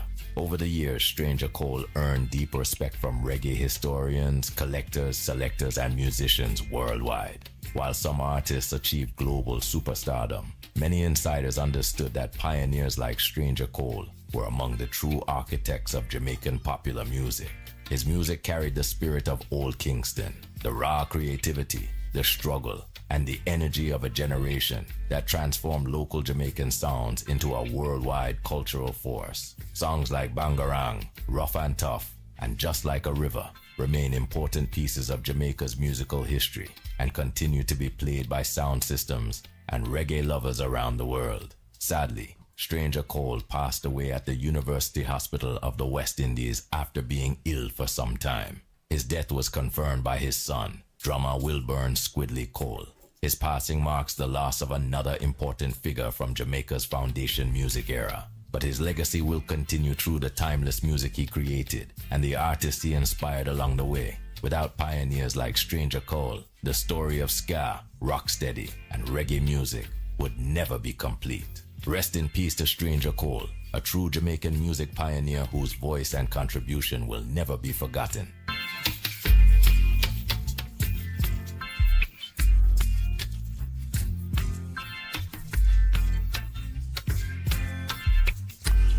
There you have it, sounds of our correspondent there, talking on behalf of all the fans as we say goodbye and respect for his life and contribution to his music, and for his music for people to dance and to love and to remember him. Stranger Cole.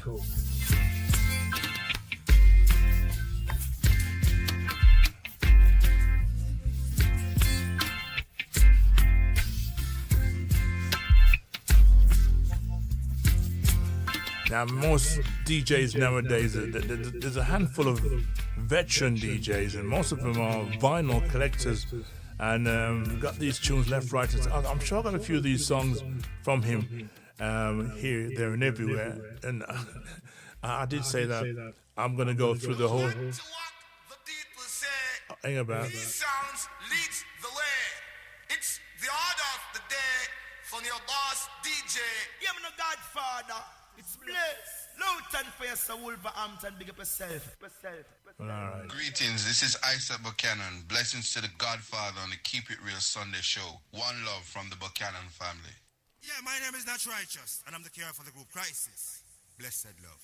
This is the impeccable Imar Shepherd, one of the IS of the Crisis. Bless. Yeah, man, and this is Ayaside, the soldier and the warrior, the other IS in the group Crisis. And we are representing for Skyline Radio, UK, with Godfather, keeping it real. Crisis and more love, more life. Blessings. Skyline! Yes, Skyline. I listen to Skyline every time. Skyline, this radio station is mine. But all right. Oh, you mean? Gotta see if I can get hold of him and have a chat with him as well, because he got some stories to tell us as well. Yeah, man. Of course. That story there, I hope you enjoyed that there. For those who like to hear a little bit of history, because history is good. History is great. And the legacy of information that we carry with us somehow along the line hasn't been recorded. We have the facilities to do that right now. And to keep them. And where do they go once we've collected all these? Where do we send it to? Where do we... I'll find out. But I know on the YouTube it's there for life. It is there for life. And that's one place to find information and details, yeah?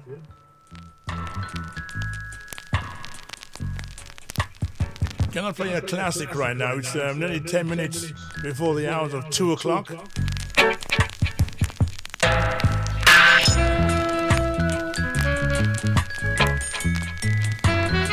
For all the sound system connoisseurs, you must know this one. Taken off the Safari record label, album style. Written and produced by Lloydie Coxon. Well, that's what we thought. But there's an argument brewing right now. And I think people on the other side of the world has taken up this argument. Radigan and Lloydie Coxon. Should they meet on a dub for dub? Who is the real godfather of reggae music in the United Kingdom? There's an argument going on. It's brewing. It's hot. Stand by for that.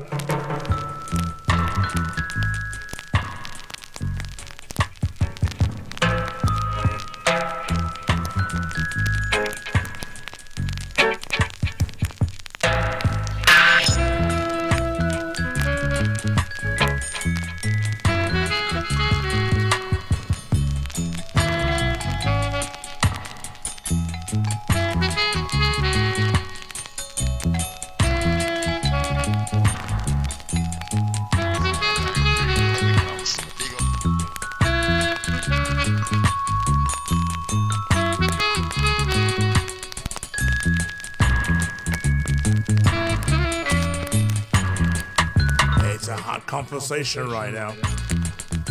For all those sound system connoisseurs, for those who are interested in what's going on right now, do you think that the dance between Radigan and Lloyd Coxon should take place to find out who is the real Godfather? There's a lot of conversation going on about this name, the Godfather. Even with myself as well, sometimes the comments that's on YouTube as well, by the profession of AI, says that the Godfather's name is not his real name. His name is the nickname. It's just a nickname. I got that one right. But it also goes into different conversations about things around the Godfather. It even went into conversations about Jackie Morgan as well. I tell you, when you go onto YouTube, a lot of things have changed in terms of information and detail. You got to be careful what you do as well, you know. But nevertheless, who is the real Godfather of reggae music and who introduced who to what right now? Radigan, who's never lifted up a bass box. Never had to string up any sound system. Never had to drive in a van and get stuck in the snow and push the van and lift up boxes. On the other side, Coxon did all that. He's the one that introduced Radigan to certain dances in London. And now it's the other way around. Take a listen to this here right now. It's a controversial argument. Shall we play this one? Let's play this one before we go any further. We got about 8 minutes to go. It's hot. We're hot at the last point.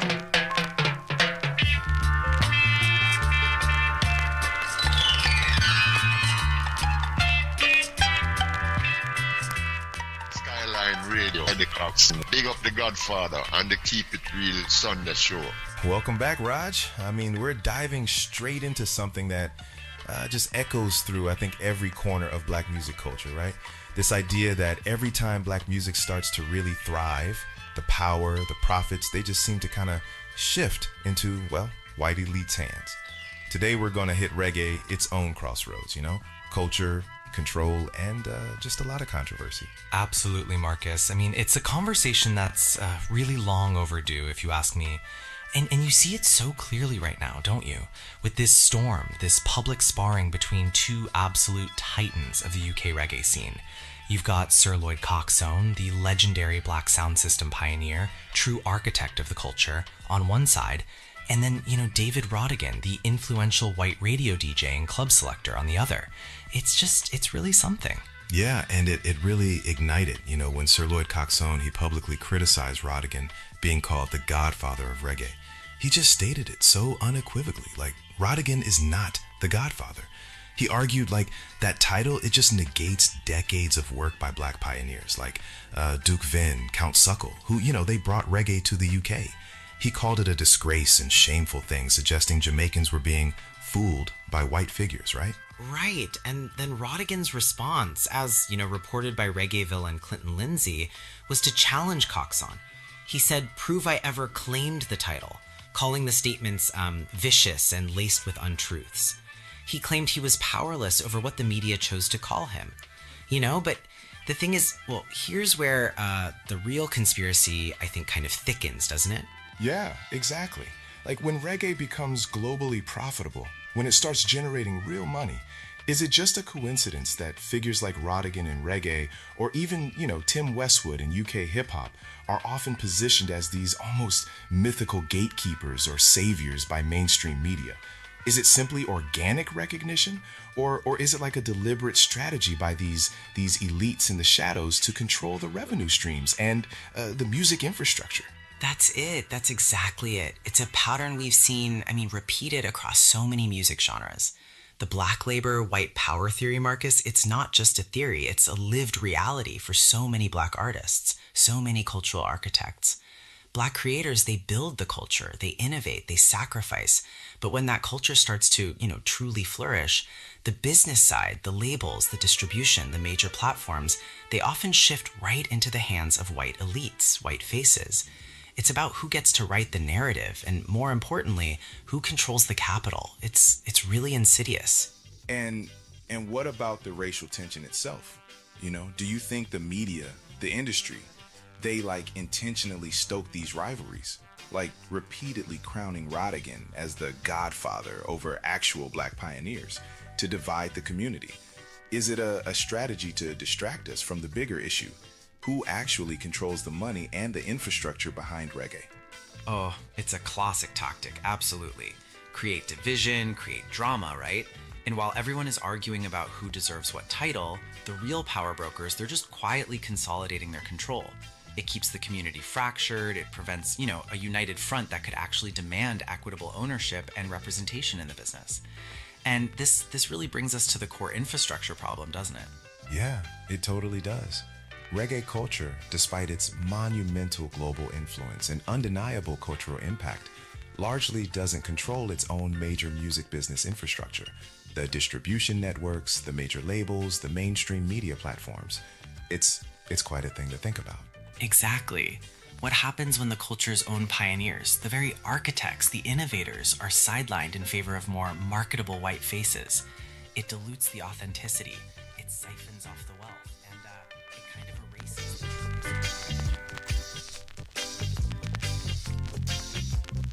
Well, my people, we're going to stop it right there. Stop that interview right now. We're going to come to that interview next week, Sunday. We're already halfway through that conversation. I know it sounded interesting, but we're running out of time right now. We're running out of time right now. Yeah, we're running out of time right now. I leave the best of the last minute. Sometime far too late sometime. So don't forget tonight, TC Connection alongside Mr. Mention, of course, at the lounge tonight, 163 The Lounge in Erdington tonight. Vinyl Sunday, courtesy of Valentino. And I'm sure later on he'll give you more information and details tonight of tonight's event, all right? Next week, Sunday.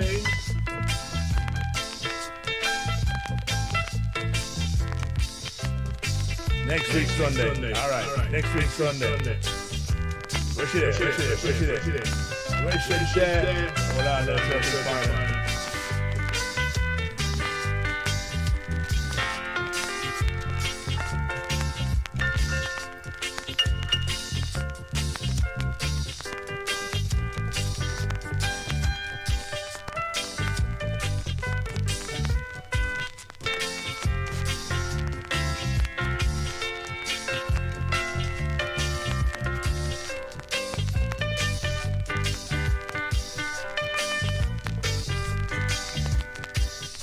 Next week, Sunday, live inside Father's Day. We talked to, of course, this lady. Stand by. Yes, I should say good afternoon to you. Good afternoon to you too. Obviously, the last time we met was last year, and I've sent you a photo of who I was. Next week, Sunday. Are you able to talk right now? Next week, Sunday, we give you the interview. I wanted to give you something else, but we're running out of time right now, so quick and sharp. We're going to say thank you for listening. Thank you for taking time to listen to the show. And I'll catch you back next week, Sunday, Father's Day. All right, so don't worry yourself. We got that one to play as well. So in the meantime, between time, God bless, take care, and look after yourself. Until next week, enjoy the rest of the week.